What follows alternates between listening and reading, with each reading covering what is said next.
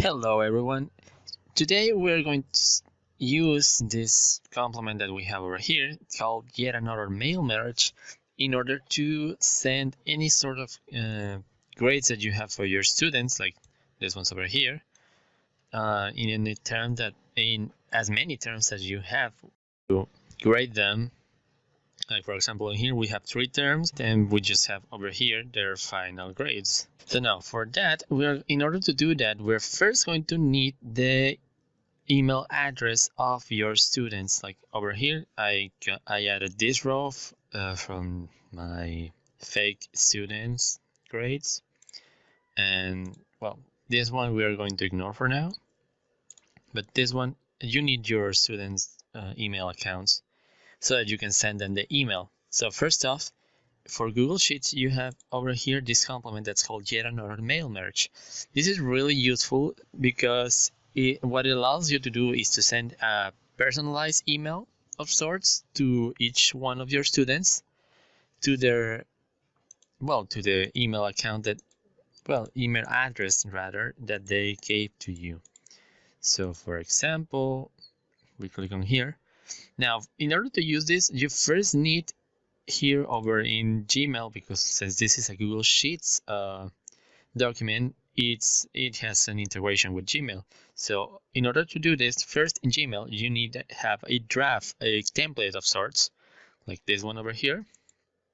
Now in here, this is the email, kind of a template of what you can do. Now these sections that are highlighted in the mail, this is the format that you have to give it in order for it to recognize what row of data it's going to pull from. Like for example, here we have first, second, third, and final, and also the one that says that if they're passed or not, marked with an AC. If they pass, they get an AC. If they did not, an NA. Now over here, as you can see, here it says first, second, third, final, and AC and A. Those are the names of the rows over here. These 5 rows. Now, in order for that add-on to recognize them as such, you have to give them this format: the $sign, the percentage sign, and the space between this and the name of the row, and then another space, and then the percentage sign. And that's for all of the rows that you want to include in your mail. Now, this is your template. What your students are going to see is here your students are going to see their name, their first term grading, their second term grading, and their third grade grading, their final grade, and the status of their course, either they passed or not. Now from here we go to complements, click on to yet another mail merge, and then we click on start email merge. Now it's going to be working here. Here's the window. Now in here, as soon as it appears, okay, let's click on start a new one because I've already used this one. Now here it's going to start a new one. What you're about to see is what I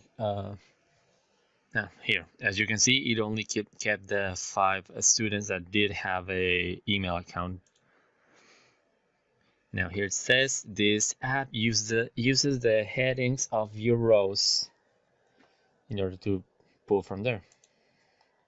Now here is going to ask you for the email row that the row that you're using to write down the emails.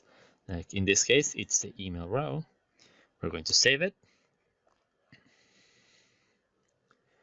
You can ignore this. We can just click on continue. Now we can just, this is my name. You can write your name in here.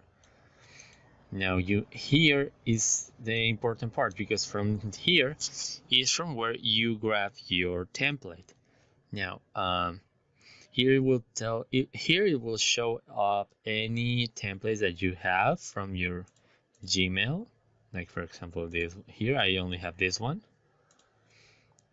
So this is that's why it's the only one that appears. We select that. We can either leave this checked or unchecked so we can keep track of who has opened their mails and who hasn't.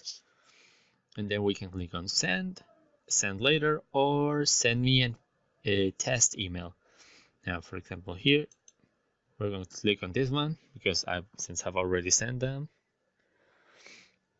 Okay, now here we just gotta go to my inbox. Oh, here is the example email.